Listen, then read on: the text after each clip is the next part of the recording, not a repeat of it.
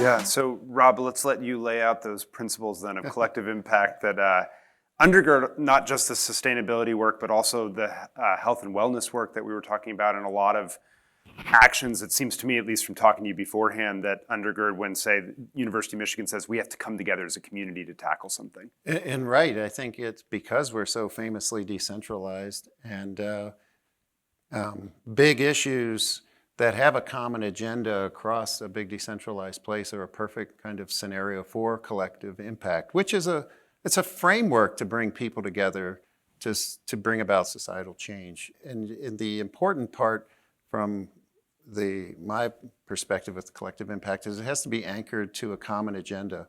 And for health and wellness, I mentioned a moment ago, during the peak of the pandemic, the Vice President of Student Life and the Provost charged this Student Mental Health Task Force. And as we were getting ready to lean into best practices for downstream, sort of interventions for student mental health that might have been exacerbated by the pandemic, and then rolled them out to the campus, we consistently heard from faculty and staff, what about us? We're struggling too.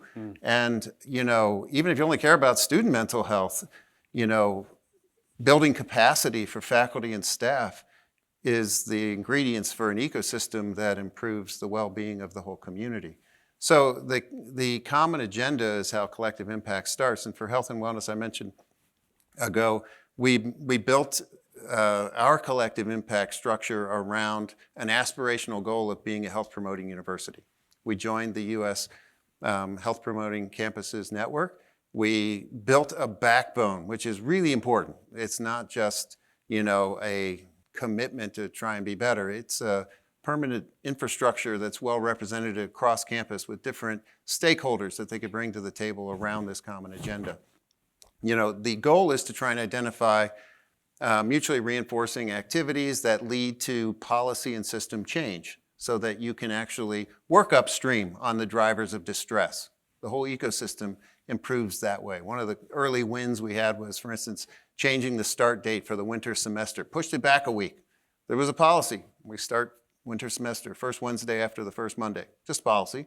Probably good reasoning for setting that up so that you can plan your calendars or something. But when the first Monday is January 1st, that means classes start January 3rd, and people just We're not ready. Across the system said that it's not ready. Mm-hmm. So it gave us a framework, it gave us a backbone structure, it gave us a governing body and a platform to talk about this common agenda.